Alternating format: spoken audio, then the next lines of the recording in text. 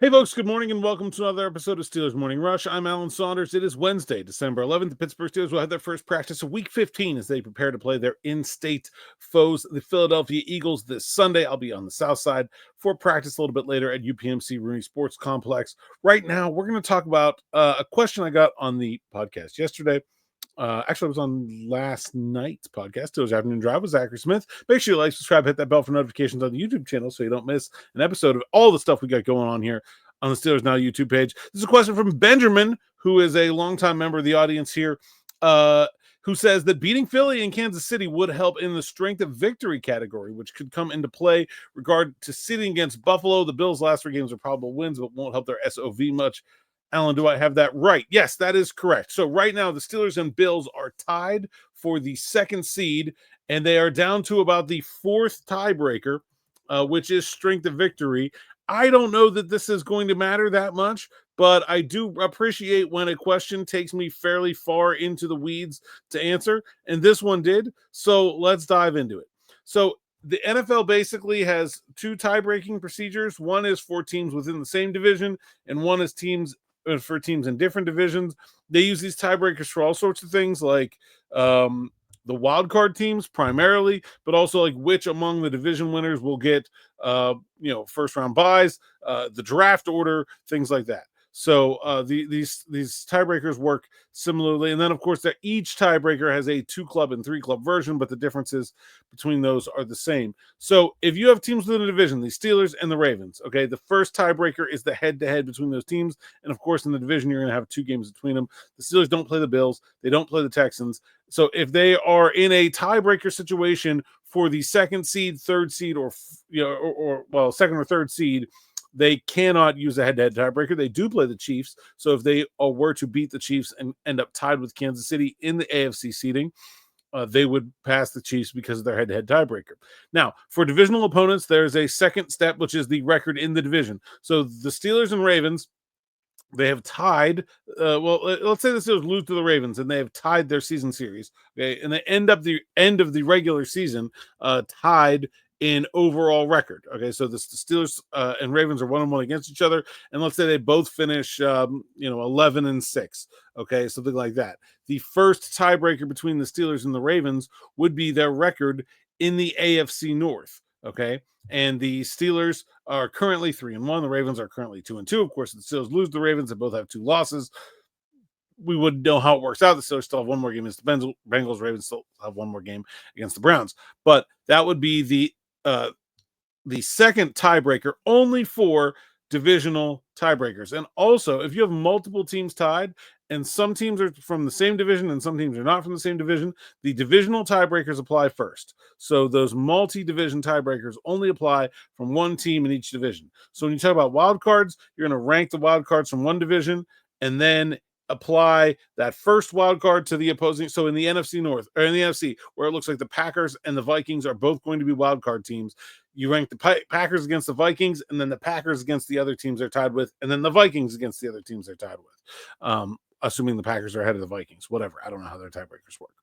The third tiebreaker between teams is best record in common games. And so, obviously the Steelers and the Ravens would have a lot of common games, but there is a caveat within the common games between teams that are in not in the same division. Obviously, the Steelers and the Ravens would have at least 4 common games between them because they each played Cincinnati and Cleveland twice.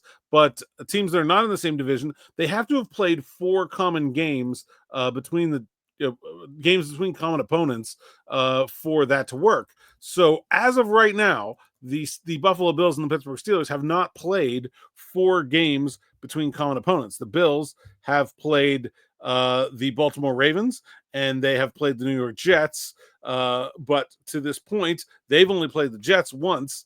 And so they've only had in the Indianapolis Colts. So the Bills have only played 3 games against common opponents between the Steelers and the Bills. So this where this is heading is if the Steelers want to pass the Bills, they really need to beat the Ravens because the Bills lost to the Ravens, and they really need the Jets to beat the Bills a lot more than those Patriots games matter because the Steelers did not have a common opponent with the Patriots. So right now, there is no there is no common opponent tiebreaker between the Steelers and the Bills because the Bills only have 3 games between common opponents between the teams. 1 against the Ravens, 1 against the Colts, 1 against the Jets. At some point, that tiebreaker will come into play, though, because, like I said, the Bills are going to play the New York Jets. The Steelers will also play the Baltimore Ravens. So a second time. So they will get there. But right now, that's not counting. So strength of victory is what are we at? 4th or 5th tiebreaker? The strength of victory is the combined record of all of the opponents that you've beaten. And the Steelers is quite bad right now. And yes, beating the Chiefs and the Eagles would significantly help it. However, it gets to the kind of point where if the Steelers beat the Chiefs and the Eagles, they're probably not going to lose very many more games. They only have 2 more.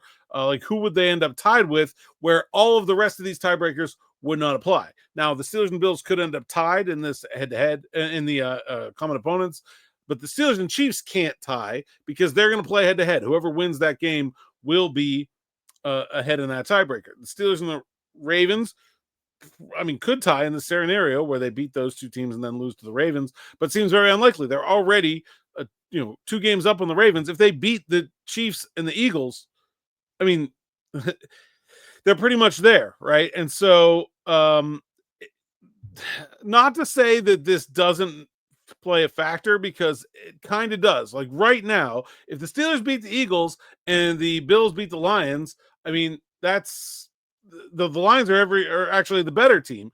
And if the Bills lose to the Eagles or lose to the Lions, then the loss will be what propels the Steelers ahead of the Bills, not the strength of victory tiebreaker. So I have a hard time seeing the strength of victory tiebreaker play into it. But yes, the Steelers winning against good teams would help their strength of victory. Furthermore, it just helps you feel good about their chances of winning in the playoffs. Forget who they play or how they're seeded. I think success against good teams is probably the best thing that can happen to you as you're coming down the stretch run, regardless of what you need for a tiebreaker, blah, blah, blah. If you're beating the Kansas City Chiefs and the Philadelphia Eagles, your tiebreaker doesn't really matter because you're probably going into the playoffs playing some of the best football in the entire NFL right now. So go get them, Tiger. It doesn't. Nobody wants to play that team. It doesn't matter where they're seated. So, but yeah, that is the strength. And just in case you're curious, and we like curiosity, after strength of victory, if somehow that is tied, it is the strength of schedule in all games, wins and losses, and then the best combined ranking amongst conference teams in points scored and points allowed. And then you keep going. There's like a whole bunch, and it finally goes down to there's 11 tiebreakers listed, or 12 tiebreakers listed. If you're talking about division teams, the 12th tiebreaker is a coin toss. So if somehow you get all the way down, a coin toss is the way you settle things. You probably will never see anyone even get halfway there. But yeah, so strength of victory tiebreaker is currently what is keeping the Bills at 2nd seed and the Steelers at 3rd seed. But I highly doubt that will matter come the end of January, or come the end of the regular season.